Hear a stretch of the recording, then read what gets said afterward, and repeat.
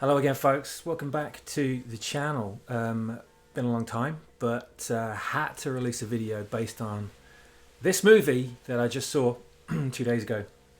And I've been thinking about and ruminating over the thoughts of it since Friday night. And I didn't want to put an opinionated review out there straight away because it's definitely a film that needs a lot of thought and it needs a lot of consideration and it needs a lot of reflection to accurately talk about it, and I'm going to try and make it as concise as possible. But there's a hell of a lot of elements to this movie that needs talking about, and I'm going to have to rush through it, otherwise I'll be sitting here for hours. But this is, first of all, before I say anything, a highly recommended film. Highly recommended. I know a lot of people have said exactly the same thing. I know there's a lot of people out there that have jumped on the love bandwagon, so to speak, for this film, and everyone's sort of lauding it. And it's with situations like that, it's kind of got you can have a risk of being a situation of Emperor's New Clothes, where everyone's just saying it's great because people are saying it's great.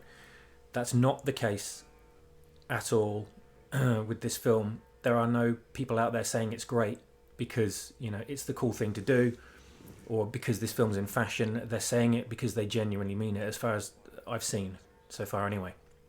I'm not going to jump up in the air and scream this film's praises because it's this character, or it's set in the DC universe, or it's my favourite genre, or anything like that.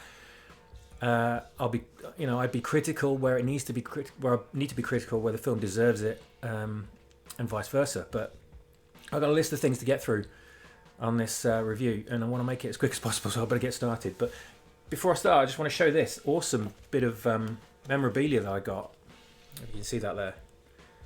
When they were handing out these after the movie, there was someone stood in the foyer with a pile of these, and they were just handing them out to people coming out the screen, and it was a nice surprise.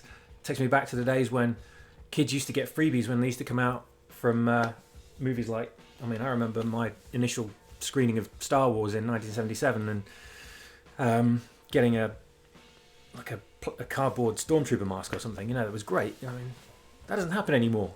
Maybe it's just an opening night thing, and I haven't been to an opening night in a long time. But anyway, I thought that was a really nice touch. Really appreciated it, and it's a great piece of art as well. And I probably want to put that in a clip frame, to be honest. It's great.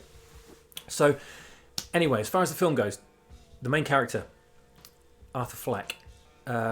Yes, he's a very sympathetic character. They purposely made him very, very sympathetic. They want to make the story in the film appeal to people. They want to make the character appeal to people because they want to draw people in. They don't want you to hate him. They don't want you to look down on him. They want to draw people into the story, and take you through his tribulations with him. And the only way to do that is by showing you why the character turns out the way he is from the things that happen to him, from the events that befall him. And they do it brilliantly.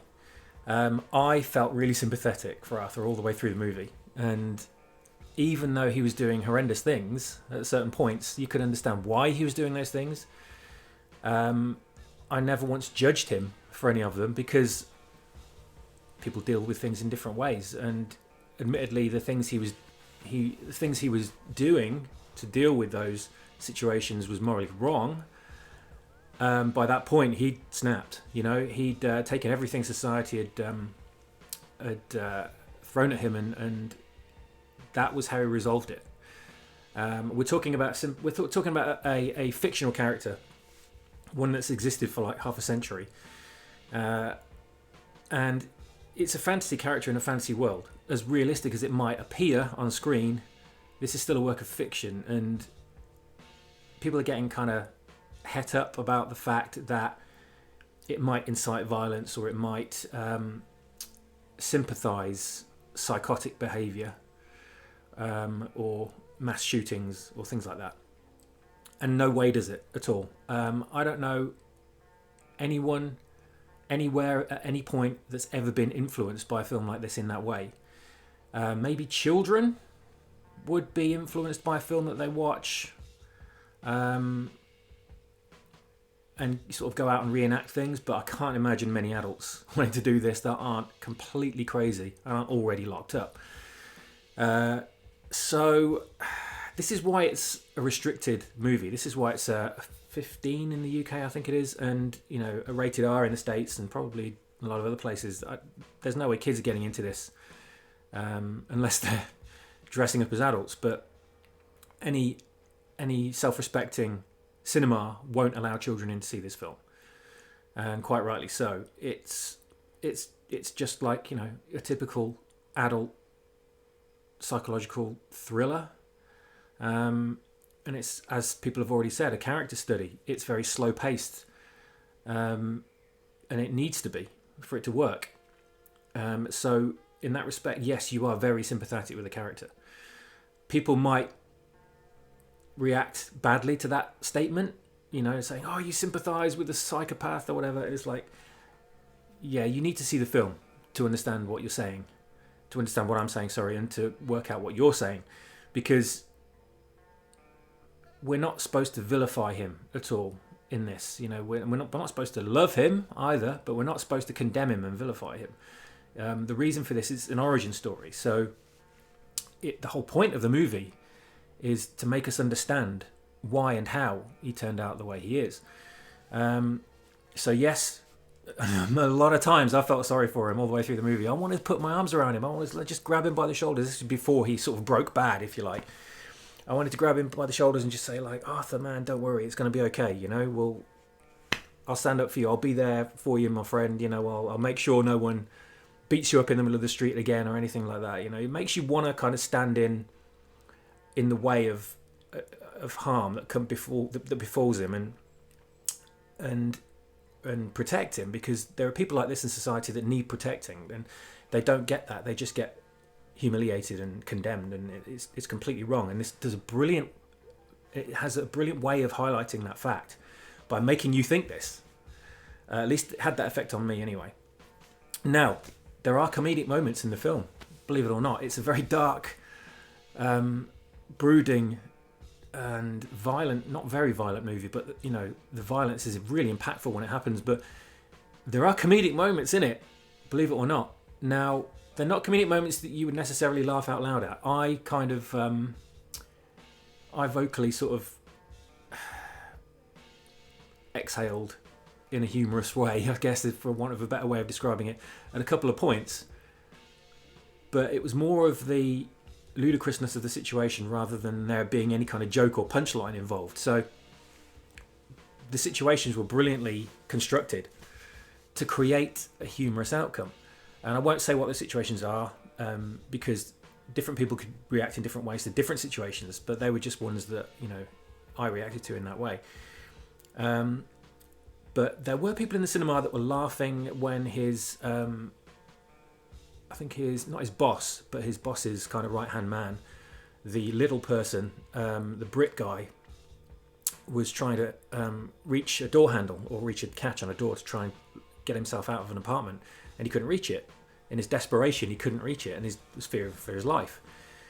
And there were people in the audience that were laughing at that. Now, I'd like to say that these people had their heads screwed on and they were laughing at the ludicrousness of the situation rather than the fact that it was a small guy doing something that ordinary sized people do easily.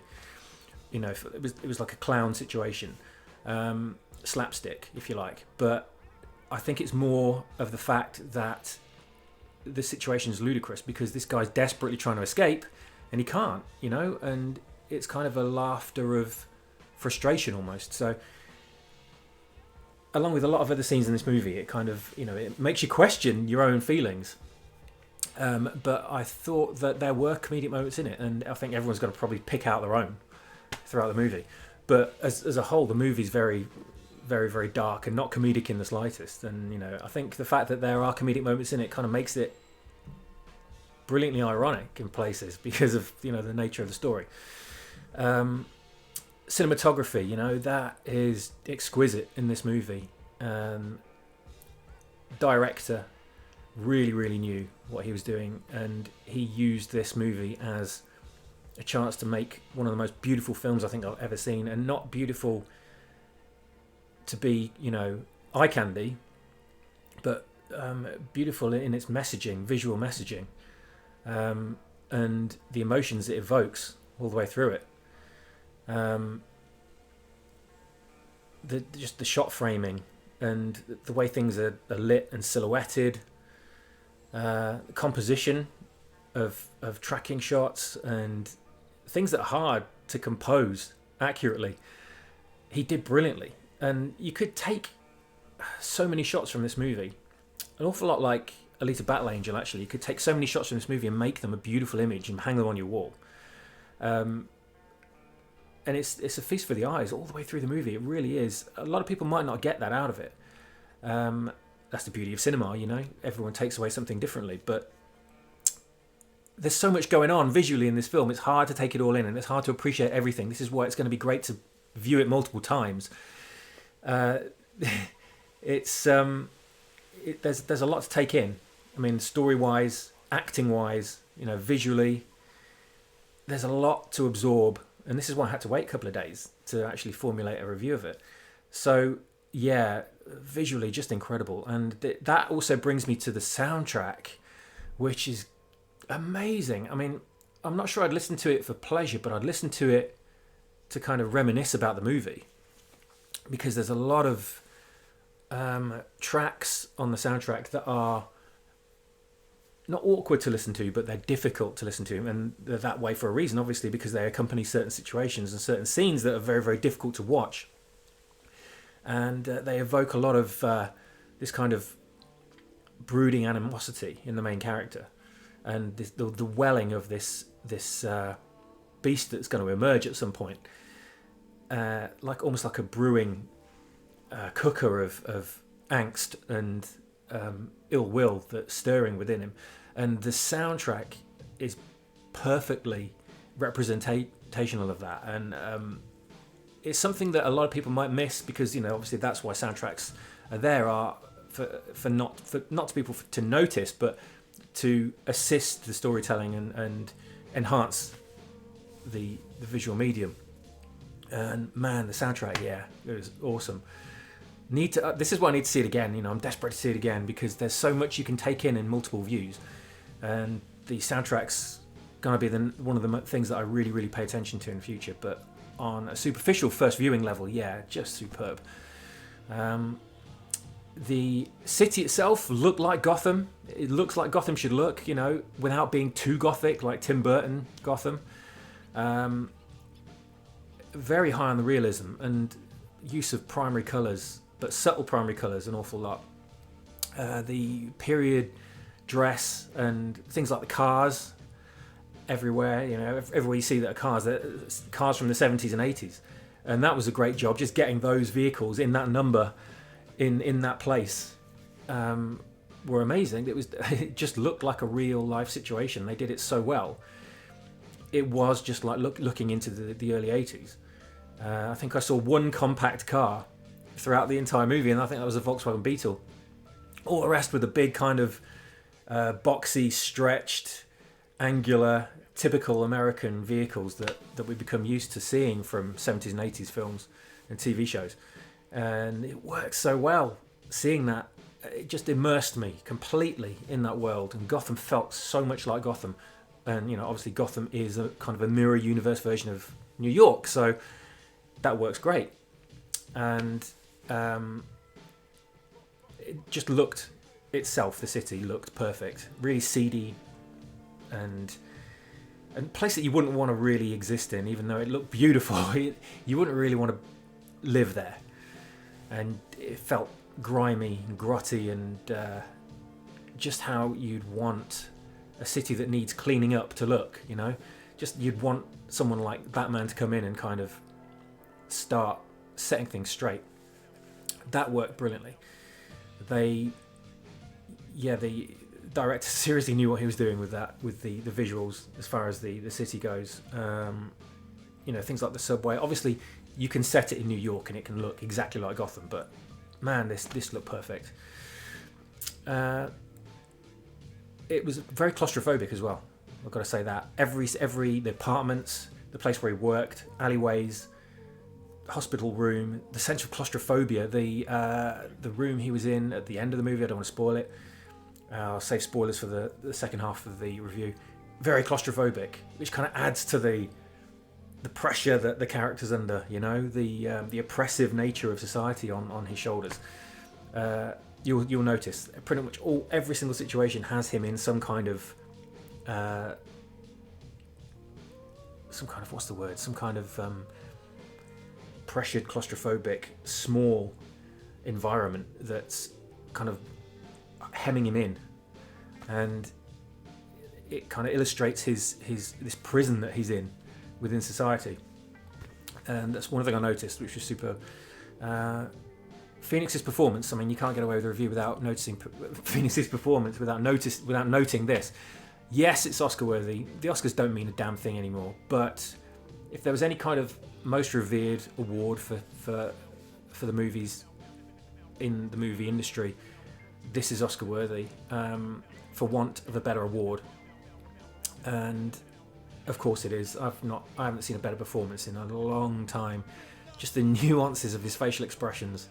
He communicates everything that character is feeling at every single moment perfectly through either the movements of his body, the way he stands, his face, his voice, his mannerisms, everything. He just became completely 100% Arthur Fleck. There was no Phoenix. There was no Joaquin Phoenix on screen. It was just Arthur Fleck. The way he lost weight for the role.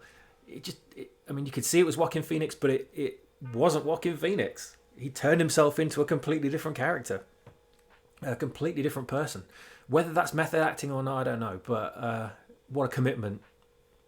What a commitment! Blown away by that. And again, another reason to see the film multiple times, just to pick out all these nuances and mannerisms and things that you miss on first viewing because you're so absorbed in the movie. You need to see it multiple times to kind of detach yourself and look at it from a different perspective to appreciate these things. So I'm really looking forward to seeing it again and just paying attention to the way he acts all the way through it and getting the most out of what he put into this film. The way he journeys from being a very ordinary guy into this very angry, vengeful guy, the whole journey just pulls you in right from the start, and you're pulled along with it.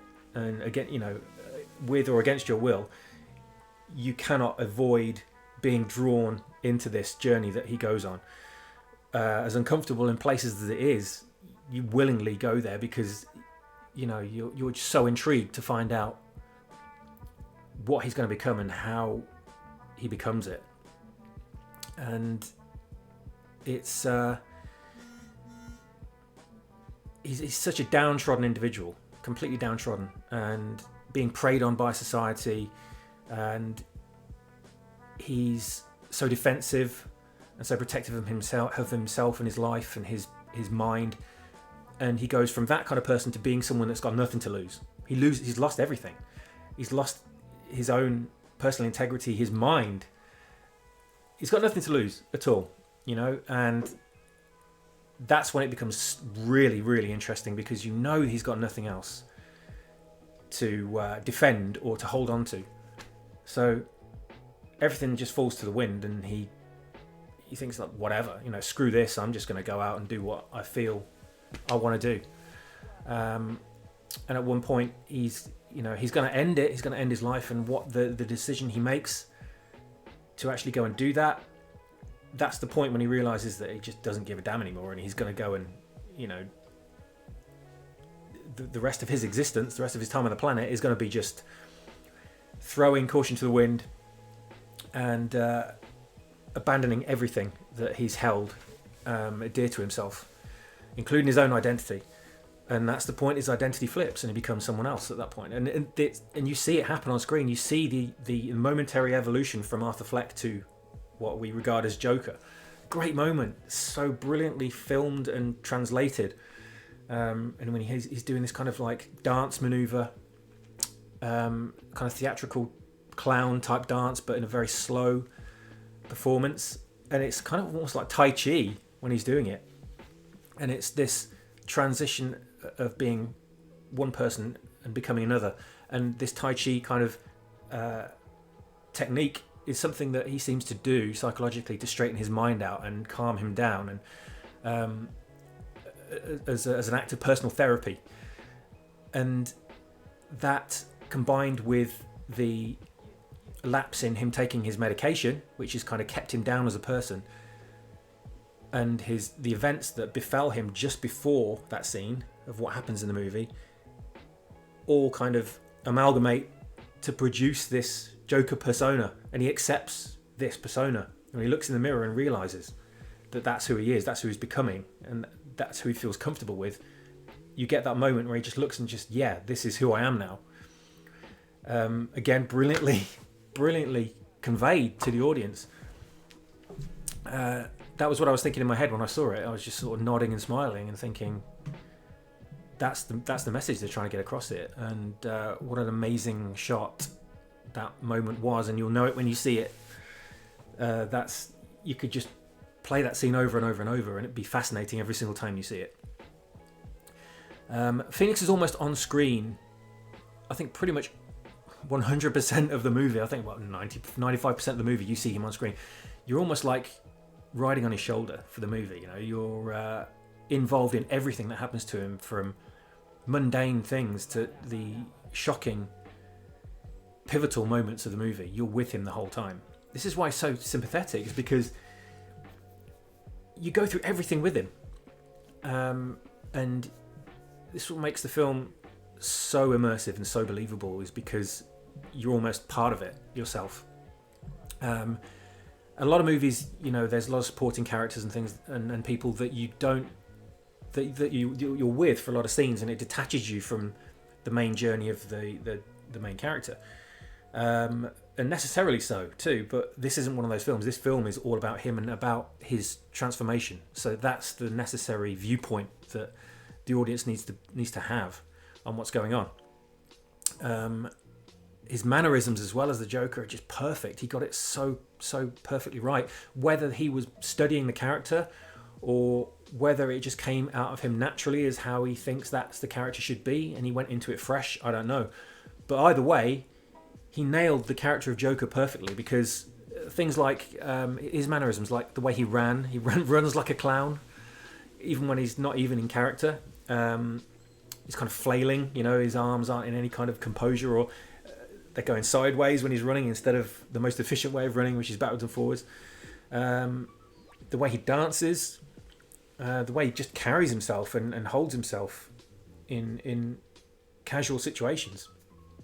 When he's sitting on a bus or on a train, or when he's sitting in the hospital, things like that, the way he holds his body, when he sort of hunches his shoulders and curves his back and dips his head, the submissive nature of Arthur Fleck, and then transforming into the Joker, you can see these differences as you're going through the movie, and he turns into the kind of this evil clown kind of persona by the end of the movie, and the way he carries himself is completely different.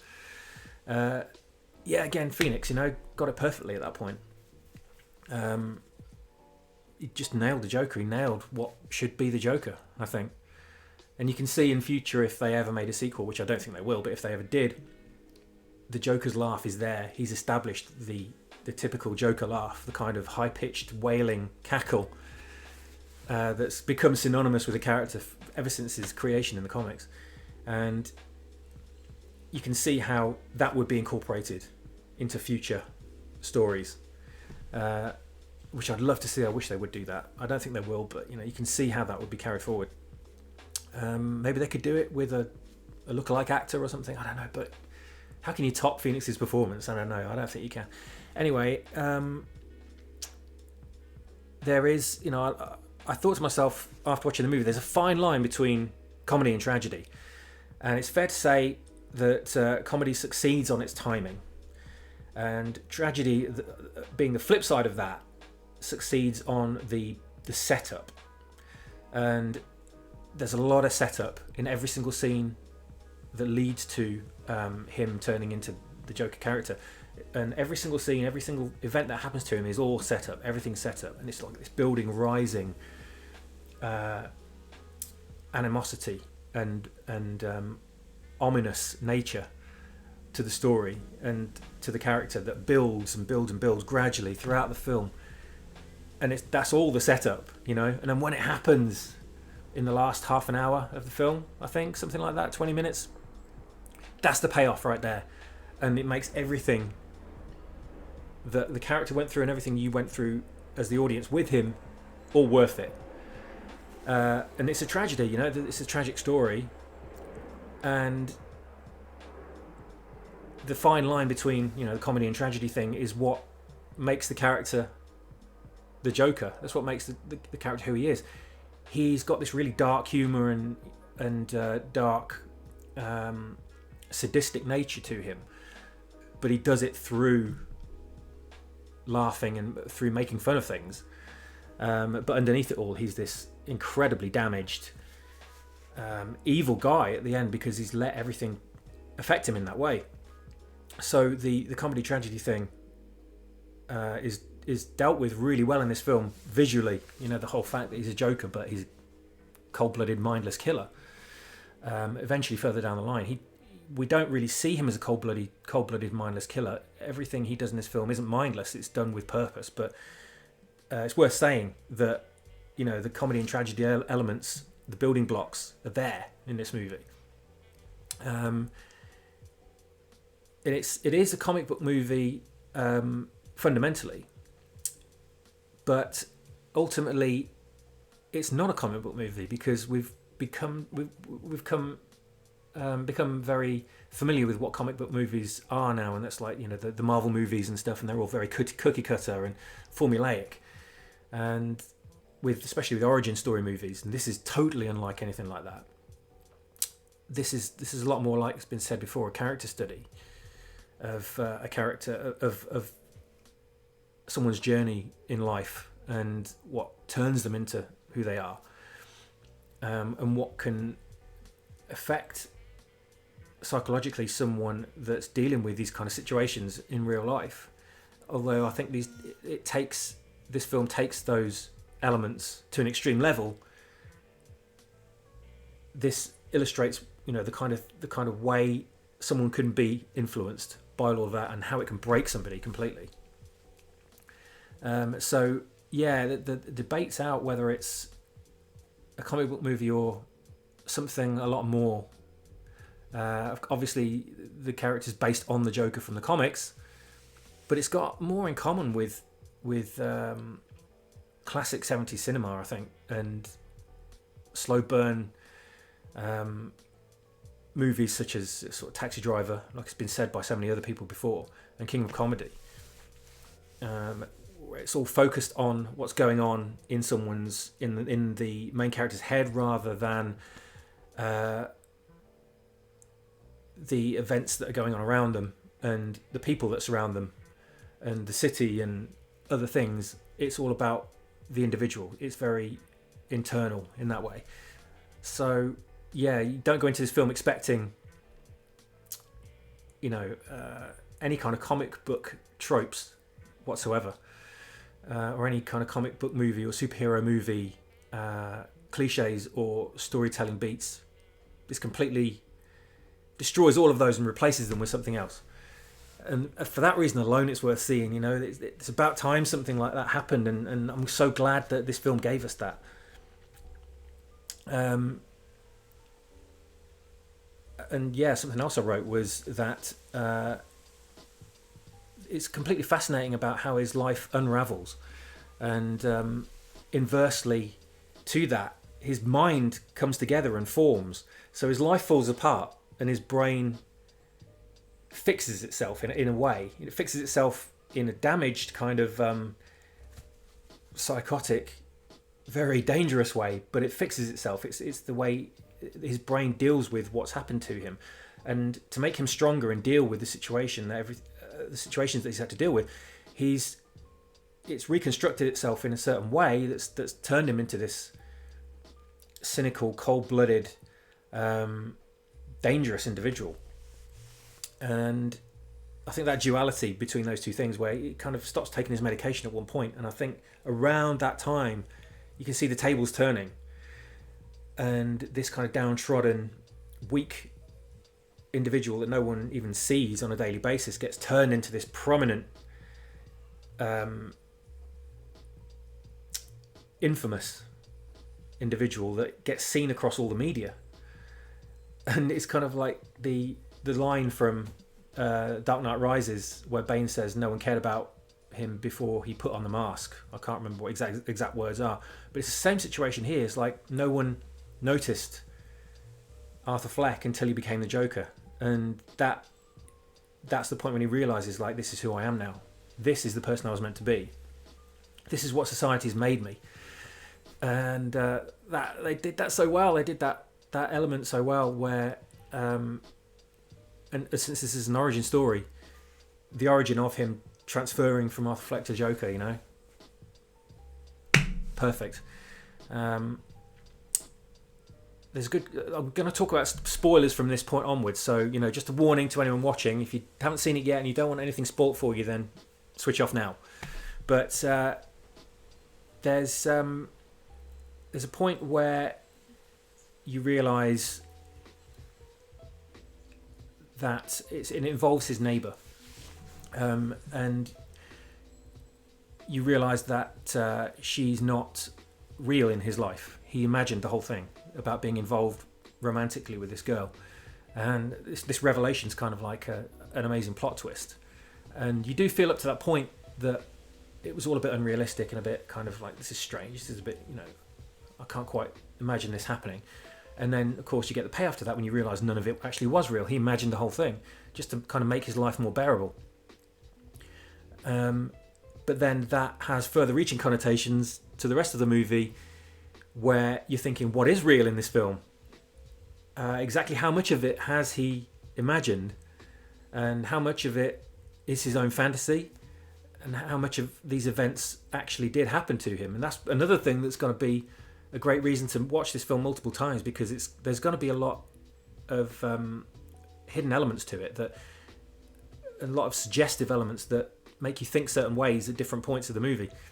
And you can't get it from just one viewing. You know, this is going to take a lot of viewings to actually try and figure all this out. But you're allowed to come away from the movie and make up your own mind about what you think, about your own opinion, about what you think is real, what defines the story for you, and defines the character.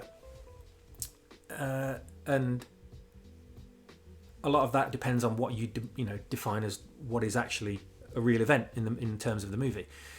And that moment was the piece that kicked it all off, you know. And the fact that he's been so mentally affected by everything in his life, that again, you don't know what is real and what he's imagining, what he's buried, what he's repressed in his mind, what he's chosen to adopt as reality, and it adds a whole new element to the story when you view it in that way. So I have to ask: is he insane, or is he just viewing everything on a higher level of, not consciousness, but awareness? He kind of saw society and reality for what it was, I think, rather than being insane. And that revelation, that existential revelation, is what affected him and turned him into this I don't give a damn character. I'm just going to go around killing people and doing whatever I want.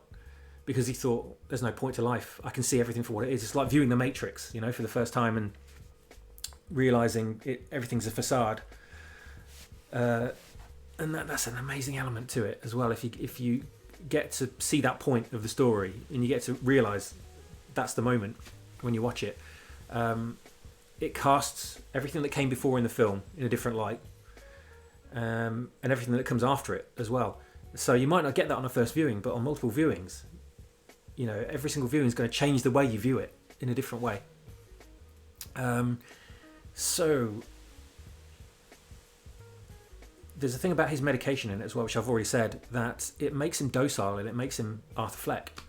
It keeps him down, and it keeps him this kind of repressed,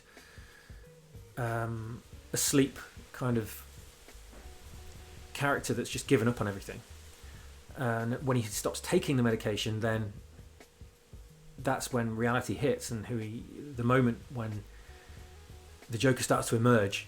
And it's kind of almost like the Joker was always in there, but society and people and medication and the world itself tried to repress that and stop it from happening. But you can't. That's not only going to happen that's only going to be effective for so long. Who he really is going to come out at some point, and it does.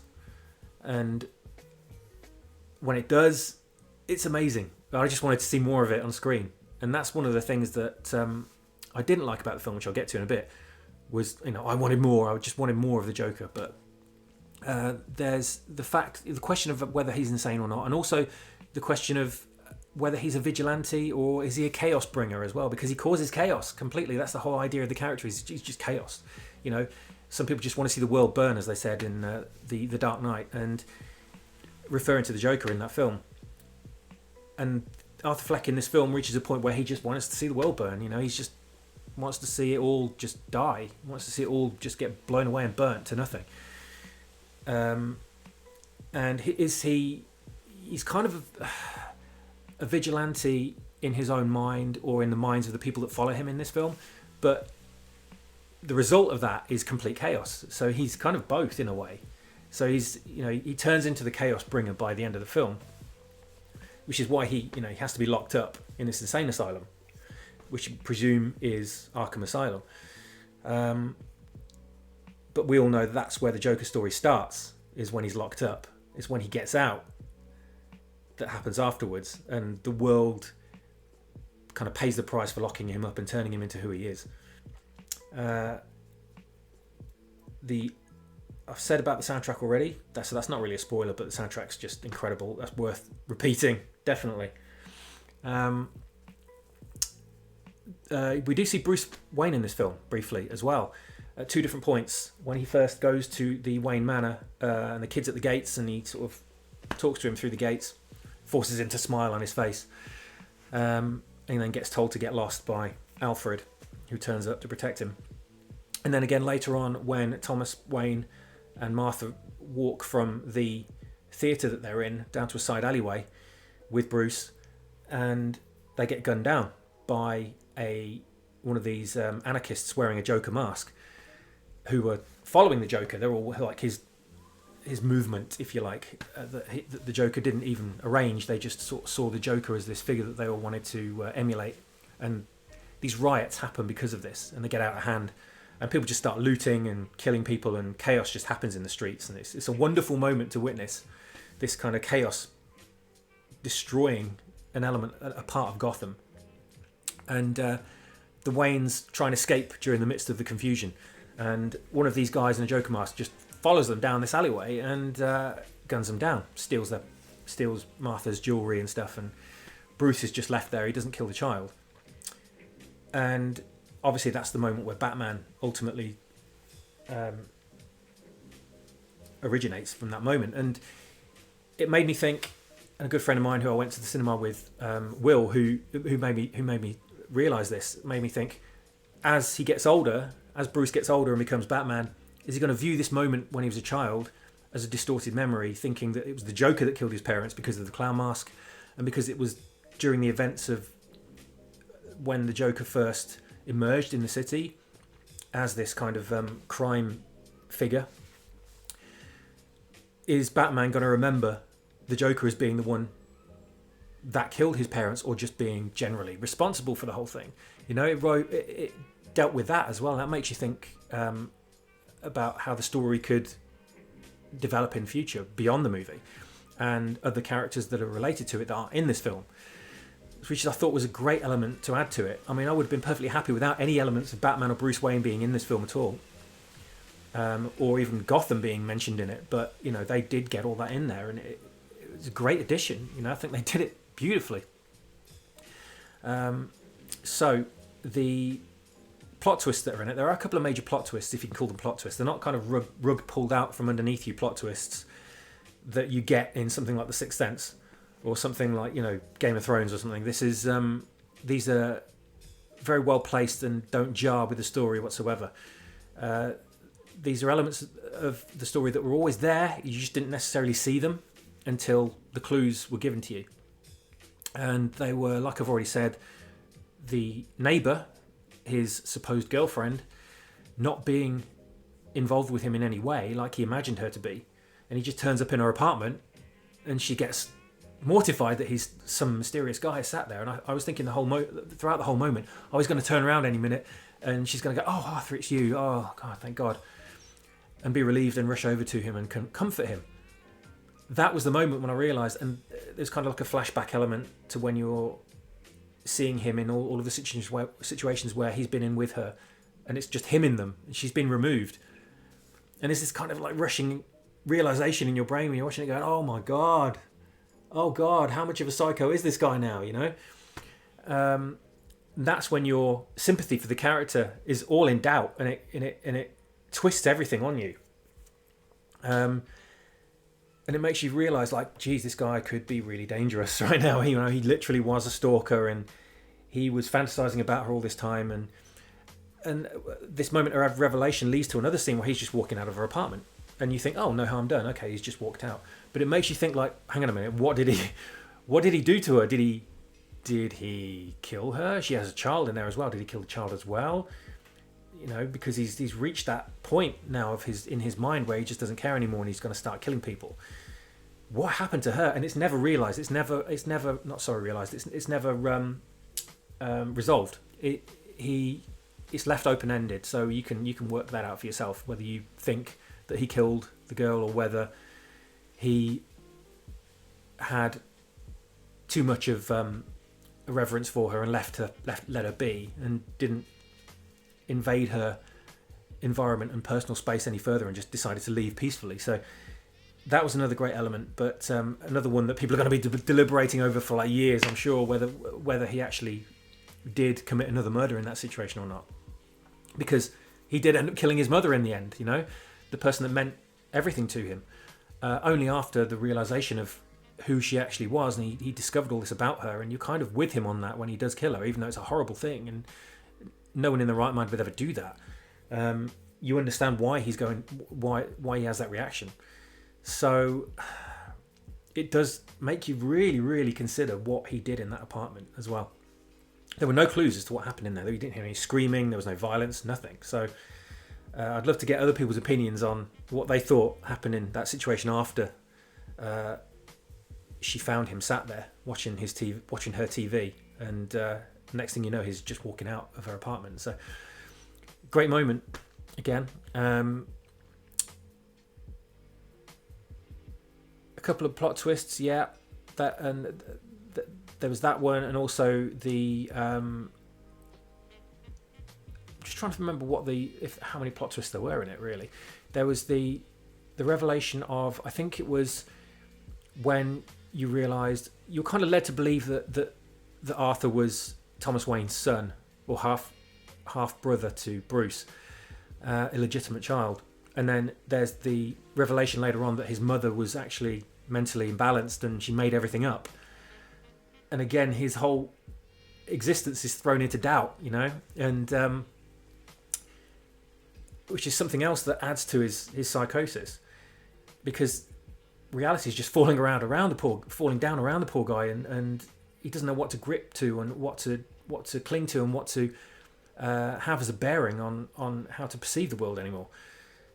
So that was a great plot twist, I think, when you're kind of led to believe a certain thing, just like the character is. And again, you hit with a curveball and the story takes a different direction, and you're thinking, oh wow, okay, so that's not what we believe. That's not what we came to believe. This is completely something different now, and this story is going in a different direction because of these events. He's realizing he's not the person he thought he was in multiple ways. He was abused as a child, and like all these memories he's obviously tried to repress, he's learning again from this document he got from the archives that he went. I think it was hospital archives. I'm not sure, but reading through them all, when he has this massive realization about the fact that he's repressed all these memories and he's not the person he thought he was. That's kind of whether you call it a plot twist or not, I'm not quite sure, but it could classify as one. And the same obviously with The Neighbour as well. And I thought they were great moments, and it didn't jar you or the audience, and the film wasn't pivotal on those plot twist moments. They were just great elements to the developing psychosis of the character, and they worked perfectly. The last thing I've written really is just the fact that it's strictly an origin story of the character, an origin only. He ends up in an institute right at the end, and that's the point when you think, like, okay, so he's in an institute now. Did the whole thing actually occur, or did he think up the whole thing and we're just seeing his dreams and his personal fantasies? Or were the events of the movie the things that led up to him being committed to this institution? And his crime-based life and the chaotic persona that go with the Joker, I think, are all things that don't really happen in this film, and I would love to see them on screen. And this is why I wanted more. I could have had another half an hour or another whole hour more of the character breaking out of the asylum and becoming this sort of crime boss and this criminal genius and this sadistic comedic individual, but we don't get that. It finishes in the insane asylum, but that wouldn't, if they were included in the movie, then this wouldn't be an origin story anymore. And that's what it is. It's just an origin story. It's just about the events that created the Joker as a character, not the events that the Joker inflicts on the world after he becomes the Joker. So it sets it up perfectly for a sequel. There could be an amazing sequel to this film. I don't think it would work as well without Joaquin Phoenix in the main role, but it would be fascinating to see him as the criminal character, the Joker, set sometime after this film. And it would be a very, very different movie. It would be a crime-based movie. There would be a lot of action in it. There would be a lot of, I'm not doubting there would be a lot of explosive elements to it, bank robberies, heists, a lot of gun violence, things like that in it. Whereas this is a lot more internalized and a much quieter, smaller story being told, and a much more intimate movie because of it. So anything that comes after this is going to be drastically different if they did do a sequel to it. If they're smart, I think it's probably best if they don't make a sequel, even though I would utterly love to see a sequel to this film. It might diminish this movie if they did make one, unless the same production team were involved in it. And I think they've already said in interviews that they don't intend to ever make a follow-up to this movie. So I'm with them on that. I'd be perfectly agreeable as a fan with their decision not to do that. I think this is a standalone, amazing piece of art, amazing piece of cinema. It's going to go down in history as a classic film, and it's right up there with the greats of this genre. Thoroughly recommend everyone go out there and see it, and post your comments and your thoughts on this video. I'd love to read them. That's the whole reason I'm making this video, is as if I was just talking about the film to friends. I'm just sort of going through my theories and my ideas and my reaction to it, and I want to get everyone else's back. I want to get everyone else's interpretation of this movie back. And hear what other people have got to say that I wouldn't have even picked up on. I'm sure there's a lot of theories and ways of reacting to certain scenes, and a lot of hidden meanings in this film that I wouldn't have seen, or wouldn't have occurred to me necessarily. So yeah, I'd be fascinated to hear what everyone else thinks to this. So please do leave a comment. I think that's one of the great things about films like this, and about cinema in general, is the fact that it sparks debates and sparks discussion, and that's a massive percentage of the enjoyment of watching a movie, is talking about it afterwards. So let's get involved and do that. Let's all have a discussion in the comments. That's